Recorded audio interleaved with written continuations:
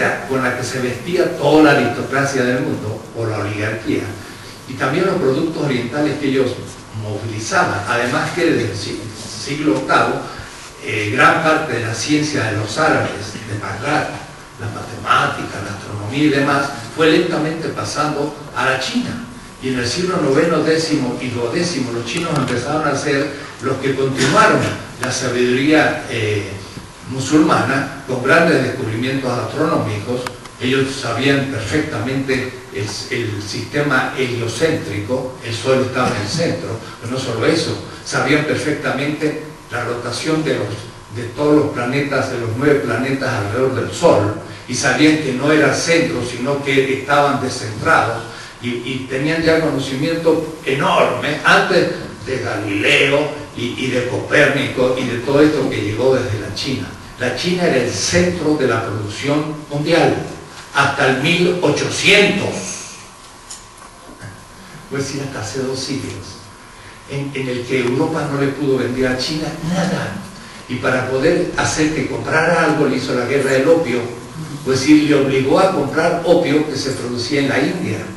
¿Y esto de dónde se sale? Pues del libro de Gunther Frank, Orient, volvamos al Oriente, dice el libro. Y entonces en el 96 Gunther Frank dice: la China es fundamental para entender la historia mundial. Y Gunther Frank es atacado por Goldstein, por Arrighi, Giovanni Arrighi, y por Samir Amin, y en un número de la revista Review de Binghamton, donde he sido profesor, lo atacan, diciendo: no, las cifras no son bien y todo. Y al año se quedan bien calladitos y empiezan a darse cuenta de lo que habían dicho, y empieza a darse cuenta uno que la China realmente había sido el pulmón del mercado mundial hasta la revolución industrial que ellos iniciaron, porque ellos también tenían una enorme industria de la porcelana, pero de la seda. Desen cuenta ustedes lo que significa la seda. La seda significa que hay que tener millones de obreros, primero para tener los árboles de la mora, para donde comen los gusanitos, y después juntarlos, y después hilar aquello, y después hacer la tela, y después darle todavía mayor valor, y pintándolas y demás, y exportándolas a todo el mundo. Esto suponía 15, 20 millones de personas ligadas a esta producción que se fue industrializando. John Hobson, bisnieto del John Hobson del libro del imperialismo que comenta Lenin, acaba de escribir un libro sobre una historia no eurocéntrica de Europa, y va demostrando que la revolución agrícola, industrial, inglesa parte prácticamente uno por uno con inventos chinos.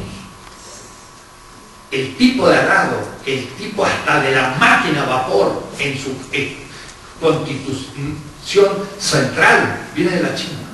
Además, la China había descubierto en el segundo siglo el acero, en el segundo. Y hasta el 1860, Giovanni Arrighi, en su último libro que se llama Adam Smith en Pekín, hace una impresionante representación y dice: Estados Unidos y Inglaterra superan la producción del acero a China en 1860. Hasta esa fecha la China había producido más acero que Inglaterra y Estados Unidos sumados. Entonces, cuando uno ve eso, yo digo: entonces, ¿qué historia estudié? No solamente no había descubierto Montevideo, sino que todo lo que me habían dicho era una construcción eurocéntrica de románticos alemanes desde el 1800 en adelante. Cuando ahora sí, por una crisis interna de la China, que hay distintas explicaciones. Yo ahora en Freiburg, en el mes de mayo, voy a tener una reunión con algunos de ellos y vamos a discutir el tema, pero parece que en la China no tenía colonia, nunca tuvo, ni quiere tener, ni la necesita. El mundo colonial no es chino, en cambio es occidental y europeo. Pero por tener Inglaterra colonia, pudo tener alimentos con muy bajo valor, y entonces logró poder sacar plusvalor, y entonces los campesinos pudieron ir a la industria porque el valor de del producto agrícola era muy bajo porque lo traían de Nueva Inglaterra, de Estados Unidos, entonces, y también de Argentina además. Después, como lo muestra Lenin, entonces los campesinos pudieron quedarse en la industria. En cambio, en China el alimento subió mucho y los campesinos, los obreros tuvieron que volver al campo. Y de pronto el Yangtze, que era el centro, se descuelga. Y la revolución industrial que empezó en China se viene abajo e Inglaterra los aplasta, sobre todo con la industria militar. Lo cual entonces supone que por el 1800, por primera vez en la historia, Europa logra la centralidad, ahora sí, del sistema mundo. Cuestión que el mismo Wallerstein no había entendido. Porque cuando en su segundo tomo sobre el World System piensa que Holanda es el centro, todavía es periférica, en el 700 hasta el 1800. Ahí sí empieza la hegemonía europea. Y es ahí donde se construye el gran producto cultural, que es el eurocentrismo. Es ahí donde reinterpretan toda la historia mundial e inventan aquello de la antigüedad, la Edad Media y la Edad Moderna. Eso todos hemos estudiado en ese esquema, pero no solamente nosotros. En Delhi, en un público mayor que este, pregunto, a ver, ¿quién ha estudiado la historia en otro esquema que sea antigüedad, Edad Media y Edad Moderna? Todos en la India lo habían estudiado, lo mismo en Manila, lo mismo en Kenia, o es decir, en la periferia también todos estudiaron el esquema de Voltaire, Montesquieu inicialmente, pero de Hegel sobre todo. Porque Hegel, al escribir desde Heidelberg a Berlín la historia mundial de 1818 al 30, es cuando el capitalismo europeo ahora sí ya derrotó definitivamente a los chinos y los cataloga como la infancia de la humanidad, siendo que 40 años antes estaban más desarrollados que Inglaterra. Hay que leer el libro de Adam Smith, aún en el Fondo de Cultura Económica. Busquen en el índice China y pónganse a leer lo que Adam Smith dice de China.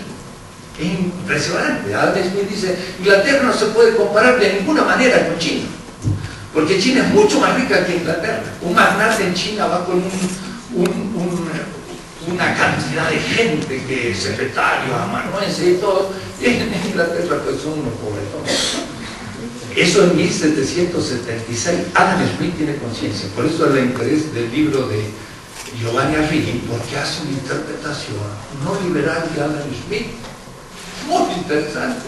Adam Smith no hizo el liberalismo, pensó algo muy distinto al liberalismo. Han hecho una lectura muy cruzada de Adam Smith. Les recomiendo el libro porque creo que va a ser el último. Giovanni Arrighi está bastante enfermo, entonces no creo que escriba algo de tanta importancia en el futuro. Esto para decir que todos los días uno viene descubriendo elementos de un eurocentrismo que nos impide descubrir lo que es América Latina, porque son las visiones europeas que nos encubren. Yo hace unos años estoy escribiendo una política. De paso me gustaría quizás venir a la facultad para presentar mi segundo tomo, Política de la Liberación, segundo tomo, y viene un tercero. Entonces va a ser, aunque sea por su peso, en papel, una política pesada. Y estoy reconstruyendo todo el pensamiento filosófico. El primer tomo es una historia mundial de la política. Entonces usted dirá, bueno, ya sabemos lo que es la historia de la política. Pues no, porque esa historia rehace completamente la historia de la política. La política, por supuesto, no empieza en Atenas. Y además, Atenas significa en egipcio la diosa de Ceres, porque la Palas Atenea era la diosa de Ceres, que era una ciudad egipcia. Y Demos significa en egipcio aldea, no en griego, sino en egipcio, del cual lo toman los griegos. Así que cuando hablemos de democracia, hablen ustedes de Egipto y no de Atenas. Además, casi todas las instituciones políticas de Atenas y de los griegos son fenicios, porque en sus palabras, por ejemplo, dique significa justicia, viene del duku, que es caldeo, o es decir, la Mesopotamia.